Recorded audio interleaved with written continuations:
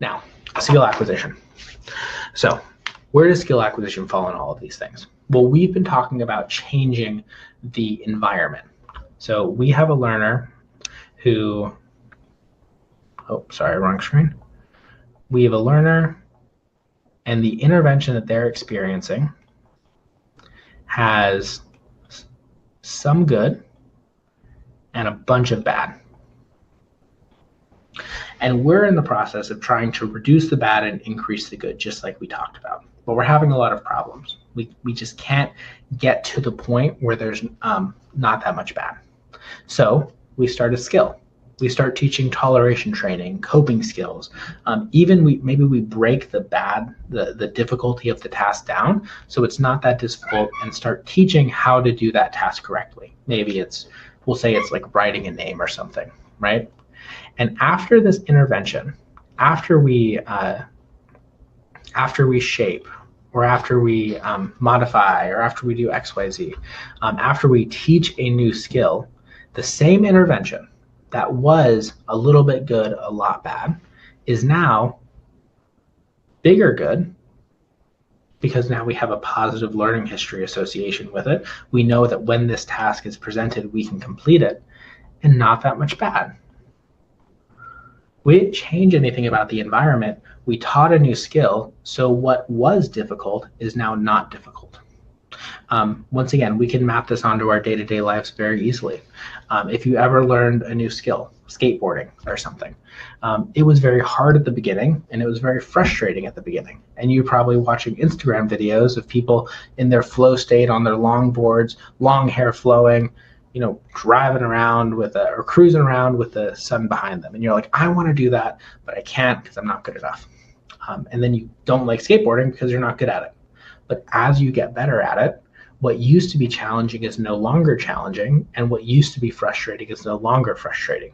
You learned a new skill, skateboarding. You got better at something, skateboarding. So what was challenging is now easy, and now you're excited to do it. What was bad shrunk, and what was a small good expanded. That's the core of when we're using skills to change a person's relationship with the environment in front of them. Some of these common skills are toleration training, which we've talked about a little bit. It is breaking the task down into smaller sections so they actually learn how to do the thing. This is very common in school settings. You have a kid who is in 5th grade reading, and the kid's having behaviors before they come into the classroom, and you say, okay, what is worth moving away from in reading class? Well, they can't read, and all of their peers are reading, and they can't. So what's worth moving away from is the embarrassment of not being able to read, the learning history of not being able to read and everyone else reading. So what do? You pull that kid out, you give them not intensive ABA, but intensive reading intervention. You get them to the point where they are reading at grade level, and then there's nothing worth avoiding because they've built that skill up, right? This is the skill acquisition part of the equation. Let me just look through my notes. Communication is a big one. Why does somebody want to avoid social skills? Like, why are they a loner sitting at lunch? Why do they not want to come to work? Well, they don't have any friends. Why don't they have any friends? Because they don't have the skills to interact with folks. And so when other people are around, it's an aversive situation because they don't know what to say. So what do? Do you give them 12 tokens if they talk to a friend? No. You give them a skill to then, so that talking to a friend is not aversive, then you build it. Christina says, what is your take on conversations with parents who are these who I'm assuming who view this as a step back and have a mindset of pushing through, who see this as a step back? So the challenge here is, I put this in a school comment actually, under one of B's posts. When you have a caregiver who's been doing the same thing, we'll say, extinction-based ABA for 10 years, and you tell them that that was wrong and you're going to do something totally different, what you're inherently telling them is that they wasted 10 years. And I know that's not what we say, but that's what it feels to the parent. So you have to take a really careful approach to these conversations. And when you're offering steps back, you have to demonstrate the path forward at the same time. So it has to be, we're going to take these step backs and start working on this so that by the end of next week, I think we'll be here. And by the end of the following week, we'll be here, and then here, and then here. Because what the parent is really striving for is not, in most cases, it's not, some pie in the sky goal that they've been trying to hit for 10 years and they haven't hit. What they really want is forward momentum. So we need to help them come back with us, get buy-in for that initial step back by being compassionate, understanding, and showing that we have a plan moving forward. And then every single small step we take, we increase their buy-in because we call it out, we bring them a little bit more. We call out the progress, they get a little bit more buy-in. And so then they start seeing step-by-step progress as we go. And that gives us back the buy-in, and it takes away that pushing through mentality, in my experience.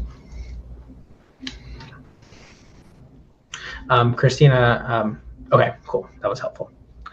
All right, examples of this: toleration training, communication skills, cooperation repertoires. Skill acquisition is essential to what we call durable assent.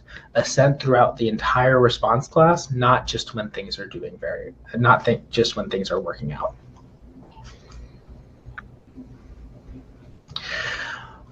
All right. Okay, we're actually going to end it there. We'll have to spend some other time on response classes a little bit later. I'll give you the short and sweet version of response classes because I love response classes more than any other ABA term. If we have severe behavior on this side and we have assent withdrawal on this side, there's a bunch of little behaviors that happen in between. These are precursors or leading behaviors.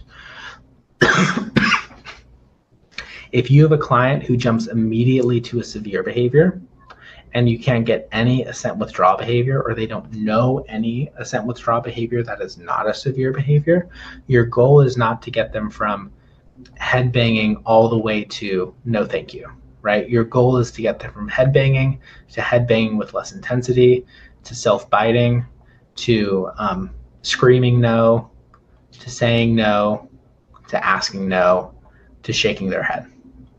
Right? Because we're in the same response class, we can shape down just as much as we can shape up when we're learning a skill. So if you're stuck, if all you're getting is assent withdrawal with no areas to increase the good bubble and no areas to decrease the bad bubble, odds are you need to shape down what assent withdrawal looks like until it's safer, and then reset the relationship and go from there. Okay. Alrighty.